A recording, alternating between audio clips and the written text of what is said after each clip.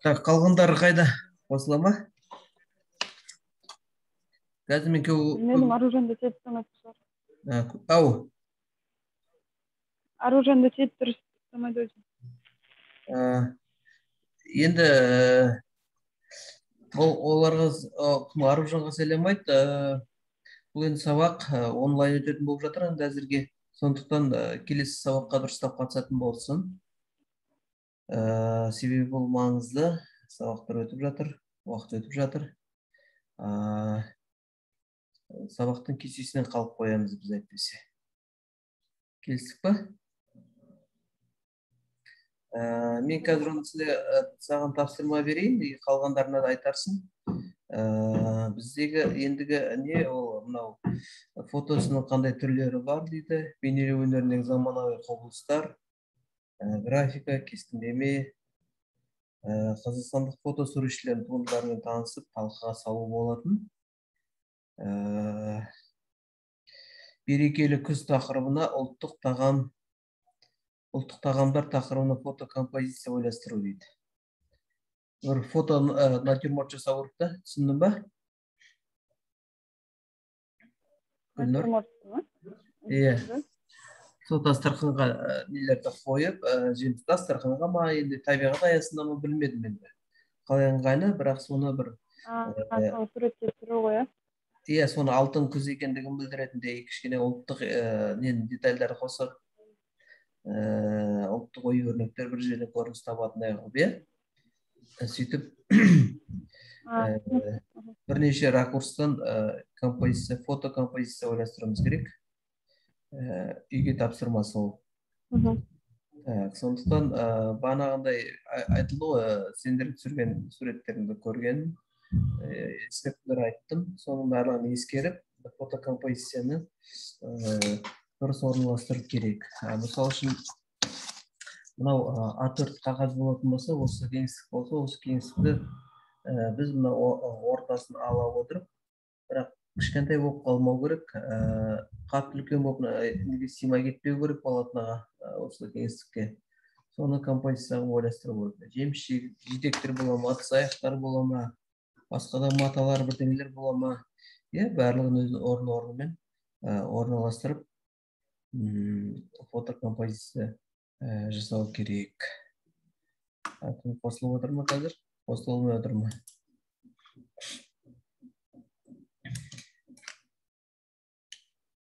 Аружан.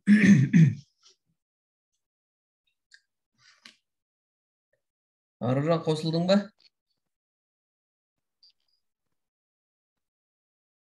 Сені жоғалтып отырмыз.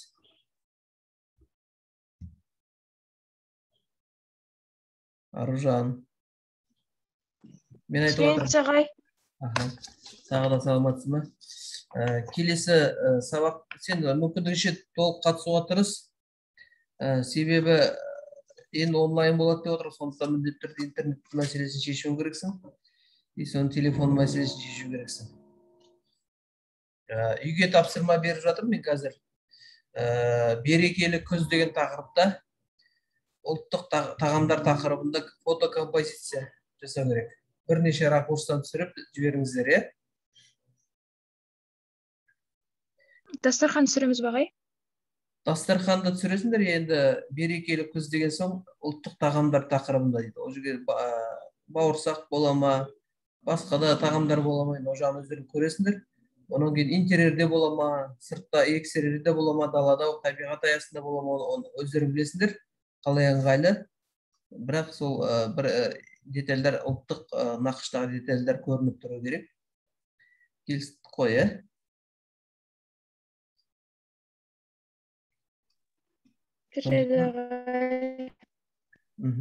Сондықтан ағай, ол келесі сабаққа? Иә, келесі сабаққа. Келесі сабаққа соны алдын ала сүріп жіберіңдер. Содан кейін өз дайындаған туындыларын туралы әңгімелеп қорғайтын боласыңдар. Келістік қой, е? Так, сонан кейін фото ісінің қандай түрлері бар? Яғни фото, бағана мен айтып кеттім. Фото ісі дегенде түсінік, бұл фоторепортаждар, құжаттық фотолар, Олардың өзі бірнеше бөлінеді, яғни күнделікті құжаттық фотолар және архивтік құжаттық фотолар болып бөлінеді, фотоматериалдар болып. Сонан кейін фото өнер деп аламыздағы картиналар бар, фотокартиналар, фотоколлаждар болуы мүмкін. Коллаждар туралы да айтсаңдар болады. Сондықтан бұл фото ісінің де өзінің бірнеше саласы бар. Сол туралы әңгімелейтін боласыңдар. Негізі сендер бүгін әңгімелеу керек едіңдер, бірақ қазір сендердің түрлерің көрінбей тұр. Әлде осылай айта бересіңдер, просто мен бал қояйын деп едім ғой бүгін. Жалпы фото ісі дегенді қалай түсінесіңдер, сол туралы айтыңдаршы. Естіп отырсаңдар. Фото ісі деген енді орысша фотомонтаж емес па? Фотодело, орысшасы фотодело. Фотодело? Аха. Ну,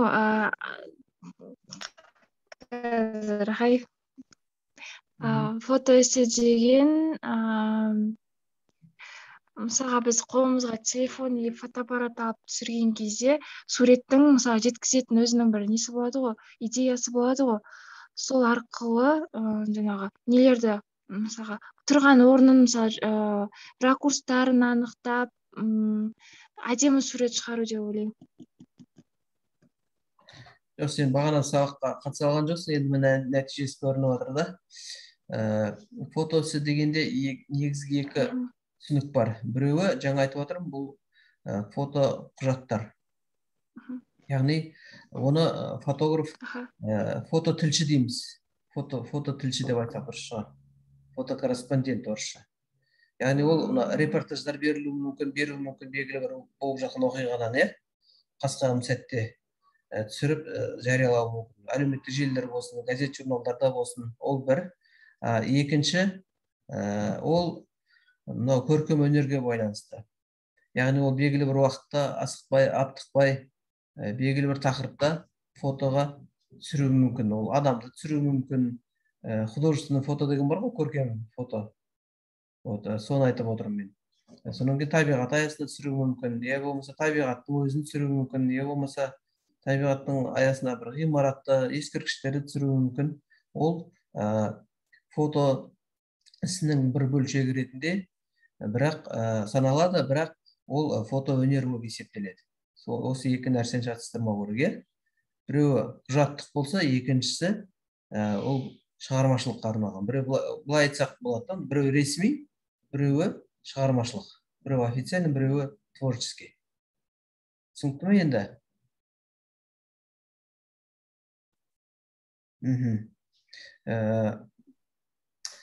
Жаңа ресми дегенде ол кәдімгі фотографтар, газеттің фотографы болсын, ол сайттың фотографы болсын, ол журналдың фотографы болсын, ол белгілі бір тапсырма бойынша фоторепортаж жасайды.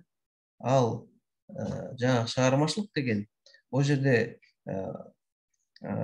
фотосуретші, жай ғана фотограф емес, ол фотосуретші, яғни оның мынау бейнелеу өнерінен хабары бар, білімі бар адамның сурет түсіруі. Ол яғни тек қана фотосурет емес, ол жай ғана бір қас-қағым сәттегі болған оқиғаны ғана көрсетіп қоймай, ол жерде ол оның табиғатын көрсетуі мүмкін, қай жерде отырғанын, қандай оның көңіл күйде болған, мысалы, егер бір адамды алатын болса, портрет түсіретін болса, мысалы, қандай деңгейде отырғандығын, көңіл күйінің қандай деңгейде екендігін бәрін көрсете білуге тырысады. Яғни бір қараған кезде ол кейде бір қолмен салынған бояу сияқты, майлы бояумен салынған картинаға да ұқсауы мүмкін. Сондықтан екеуінің айырмашылығы бар. Соны білуіміз керек. Сонан кейін фотошарж дегендер бар, яғни әзілдеп жасайды. Қазір мына фотоаппараттарда, смартфондар небір функциялар бар. Адамның көзін үлкейтеді, құлағын үлкейтеді, аузын үлкейтеді дегендей әртүрлі. Ол фотошарж деп айтылады. Содан бөлек коллаждар бар. Ол коллаждар коллаж жасайды, яғни фотошоптың көмегімен, болмаса басқа да монтаждау, фотомонтаж бағдарламаларының көмегімен белгілі бір фотоларды алып, құрастырып, жинастырып, үлкен бір картина жасап шығуы мүмкін. Оны коллаж деген ұсақ бөлшектерден біріктіріп бір дүние жасау, иә? Соны біз ұмытпауымыз керек. Ол енді мына жаңа екі бағытта да қолданылады, яғни репортаж жағында да, ресми жағында да, және мынау көркемөнер жағынан да қолданылады, фотоөнер жағынан да. Сондықтан оны кейін жұмыс барысында ол туралы сіздер білу керексіңдер, ізденіп көріңдер. Фотоколлаж деген не екенін, фотошарж деген не екенін. Түсінікті ме?